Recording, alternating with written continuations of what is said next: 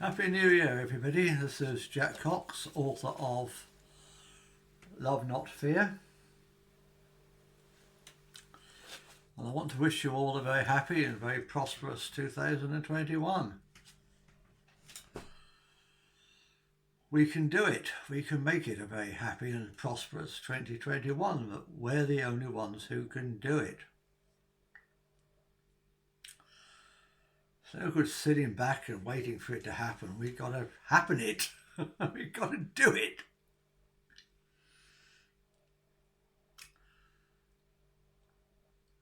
"2020 was a funny year. It was the year of the great 2020 awakening, 2020 vision awakening. We all saw what was going on, at least most of us did.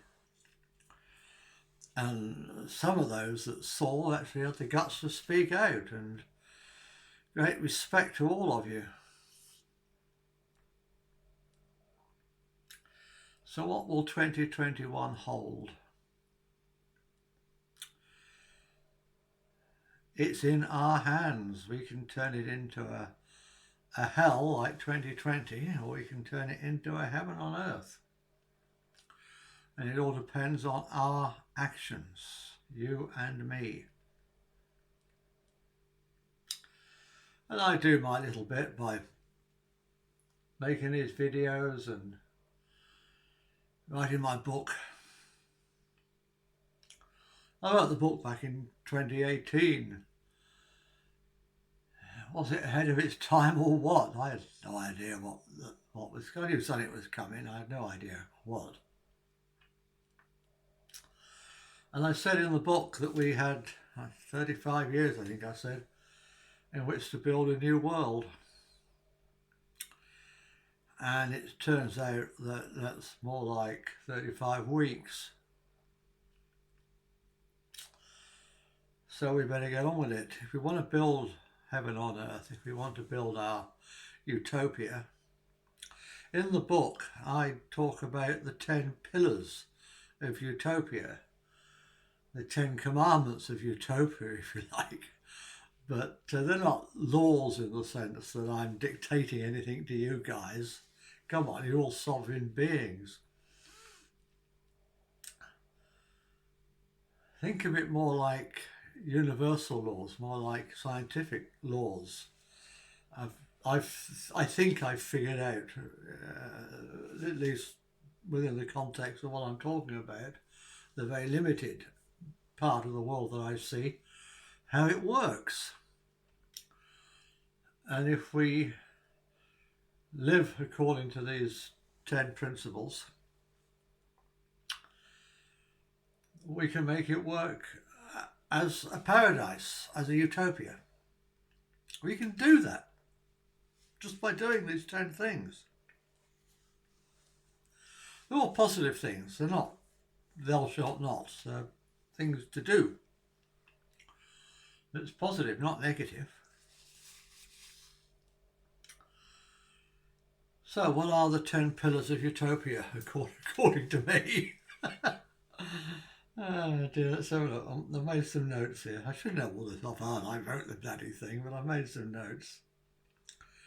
The 10 pillars of utopia. The first one, the capstone. All the others are subdivisions of this first one. Be excellent to each other. Do you remember Bill and Ted? Be excellent to each other, dudes. Yeah, well, that's all we got to do. That's all we got to do to change the world. It's just to be excellent to each other. It's that bloody simple. The old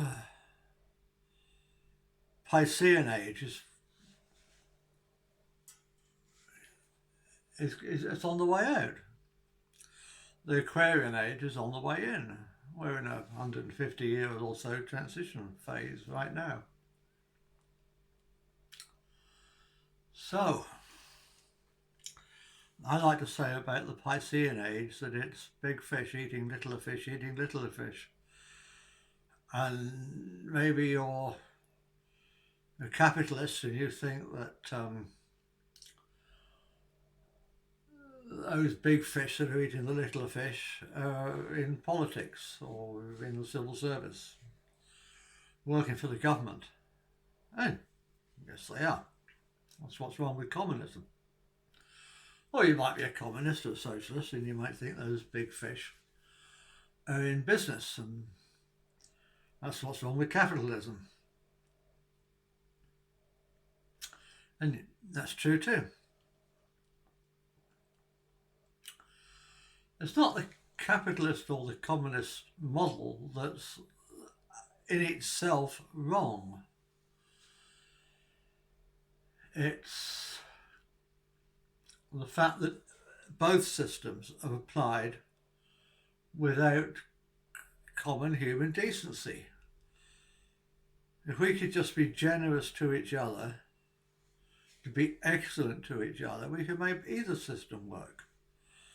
Or we could make a third system work, a third system that most of you aren't even aware of unless you've been watching my videos or read my book. And that's the thing that I call the informal free gift economy. Informal is the most important word because it means no government involvement.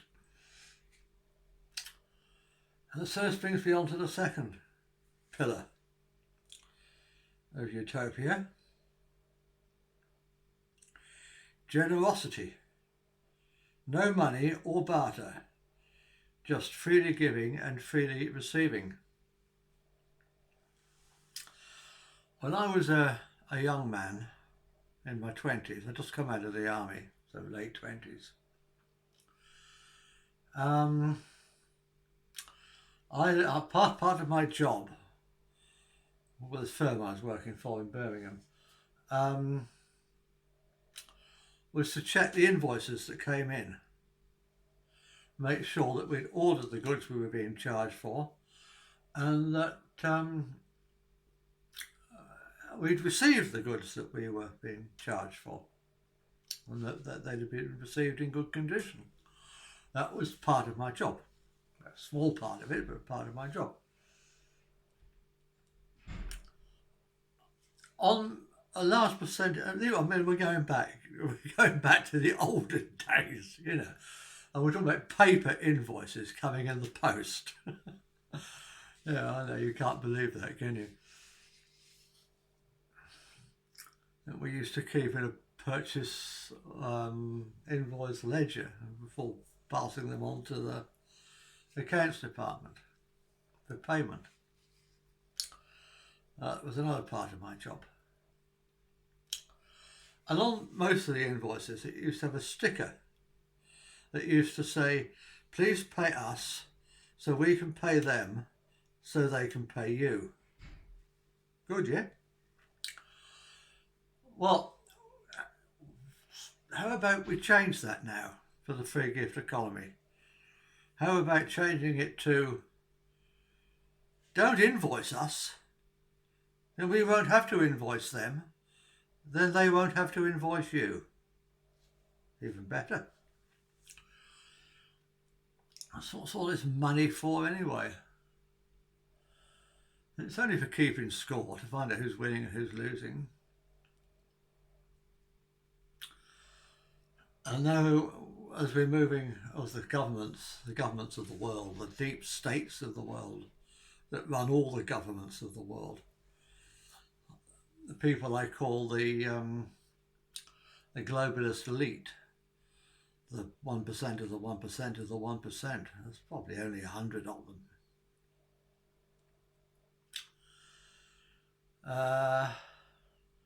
With Agenda 2130 and the Great Reset, they're trying to bring in this Chinese idea of social credit. All the money's digitized, and the banks know exactly what you're spending it on, and the banks are in bed with the government, and the party knows what you spent your money on. The party knows what you do because they've got cameras everywhere, as we do here in Britain now. You know exactly where you go. They monitor you through these things. I tend to leave this at home when I go out. certainly if I'm going anywhere interesting, like do a demo, although I haven't done one of those for a while because my health's not been up to it, but that's another story. Do miss going to those. Yeah, so money takes on an even more sinister role, because if you do things they don't like, or even make for social media posts they don't like, or YouTube videos they don't like, they'll be able to stop your access to your money. That's what social credit's all about. So it's more important now than ever before, with the threat of the social credit, that we move to a free gift economy where there isn't any money for them to track. We're just generous to each other, you know? Neighbours, friends, family, just and ultimately to the whole village and to the whole town and to the whole county and to the whole country and ultimately to the whole world, but that'll take time.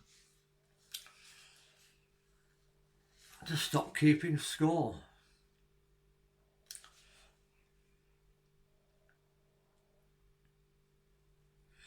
Pillar 2, universal equality. The same rules must apply to everyone, regardless of race, religion or gender, or any of the other characteristics of the Equalities Act for that matter.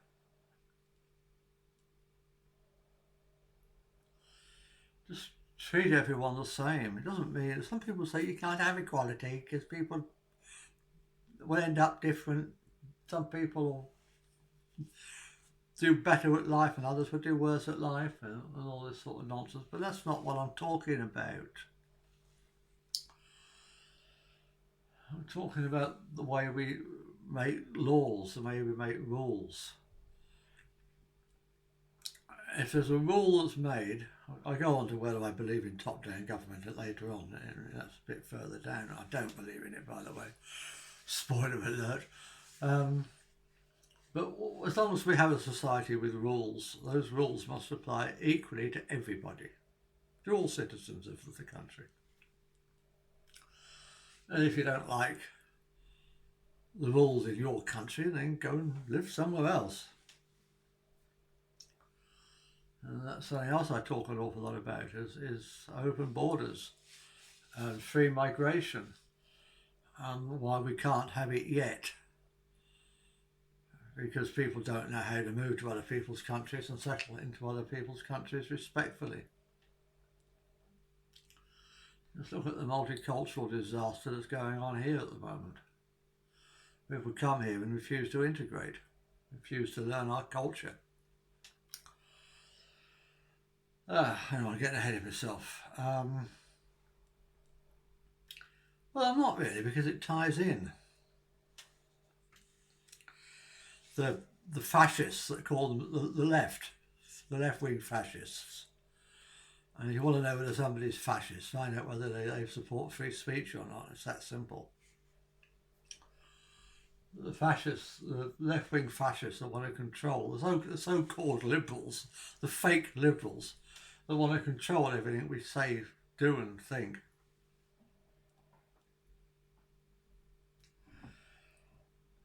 They want there to be protected groups that you're not allowed to criticise. And the immigrant groups are among that.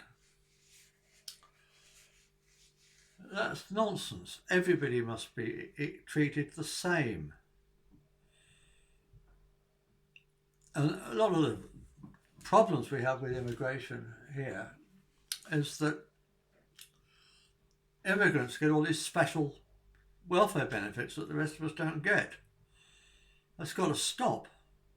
We've got to treat us all the same. Everybody who's out of work, who's worked for a certain amount of time and paid into the system, should get the same level of benefits. Universal equality. That's one aspect of it. I talk about all these little flotilla of little groups. The feminists, the one that I talk about a lot. All these groups are the people that want to stop Islamophobia or want to stop anti-Semitism? Why concentrate on just one thing? The me brigade. Don't criticise us. Well, hate isn't criticism. Criticism isn't hate. They're two totally different things. I'll throw that one in for a start. If you can shove your hate speech laws up your ass. If they're really out to stop hate speech, that would be one thing, but they're not. They're out to stop criticism. No, we don't need a flotilla of little groups. We need a basic universal understanding that we're all equal and we all get treated the same, regardless of race, religion or gender. Do away with all these little groups.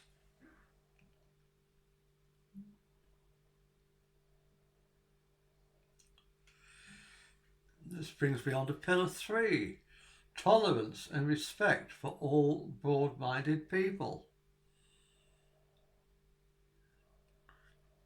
I don't care what religion you follow, as long as you don't care what religion I follow. I don't care what the colour of your skin is, as long as you don't care what the colour of my skin is. Just look at all this Black Lives Matter bollocks we had earlier last year. They weren't after universal equality, they were after more rights for blacks. They wanted white people to bow down to them, for crying out loud. And some were stupid enough to do it. Oh, we don't need all that nonsense.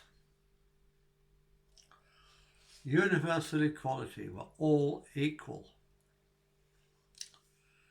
And we should all tolerate and respect each other's differences. It's our differences that make us special. Pillar 4, respect the planet and her natural systems. I've been an environmentalist all my life. I was born an environmentalist. I did my degree in environmental science.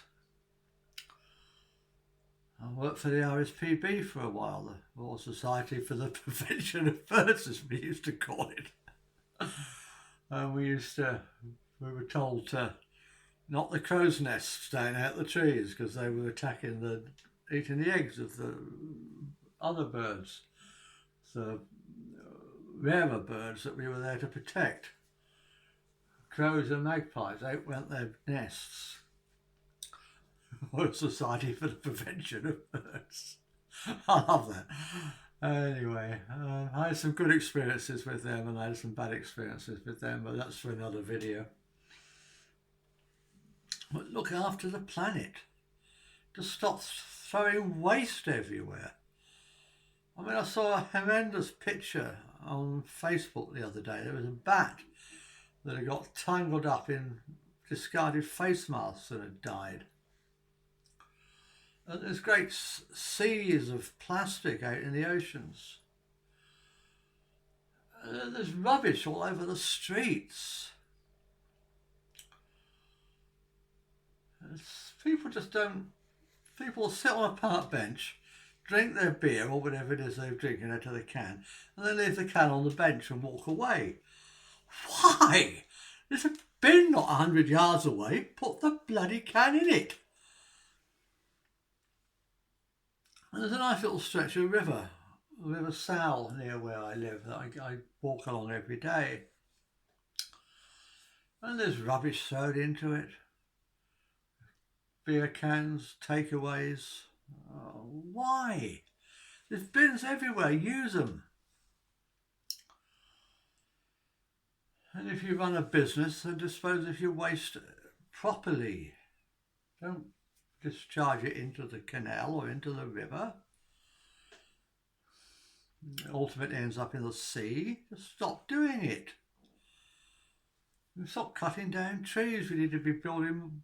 We need to be planting more trees. We need 1 trillion trees in the next 10 years. Get on and plant them and stop cutting them down.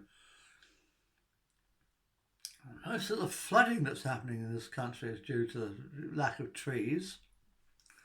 The high winds, we shouldn't have high gale force winds inland. There should be forests. Just slowed down the winds. Only the coastal areas should get gale force winds, but now we devastated our countryside. And then we're still devastating more of it for this HS2 that nobody needs, this high-speed train that we don't need, wasting money. All because the politicians have got shares in it. That's all it's for. Same as this jab that they're making. I'm not going to get onto that in this video, but it's only because the politicians have got shares in it and all their relatives have got shares in it. And people say that global warming is a con, and maybe it is and maybe it isn't, and although I'm a qualified environmental scientist, I haven't practiced for years and I'm not going to make a statement one way or the other about that. But there's far more to excuse me. Excuse me. There's far more to environmentalism than climate change. Yeah, I believe there's something to it, but it's like COVID, it's been sexed up for political reasons.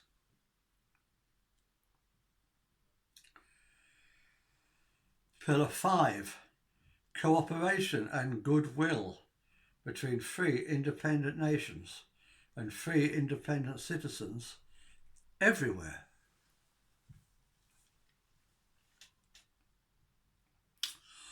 Well, we're out of the EU, folks. Okay, we're not going to be completely free of all the rules for another 5 years, but we're out.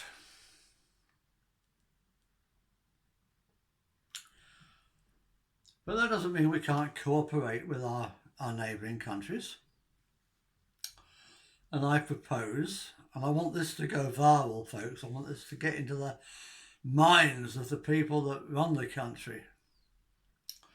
It's time to set up an alternative organisation which I call ENFIN, the European Network of Free and Independent Nations, where there is no political interference, no bureaucracy, no flag, certainly no army, just informal cooperation and free trade between neighbouring countries. Free movement of goods, if you like. Maybe even free movement of people between countries with compatible cultures. And where it only applies to the citizens of those countries, not people passing through from anywhere in the world. Yeah, we can do this. So let's set it up. In cooperation between people, which brings me on to the free gift economy. Just be generous to each other, whether it's people in the next road or the next town or the next country. Just be generous and cooperate and friendly. Just friendly.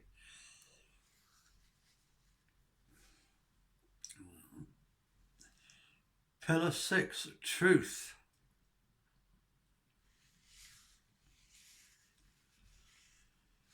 We live in a web of lies. I wrote a book with a couple of colleagues a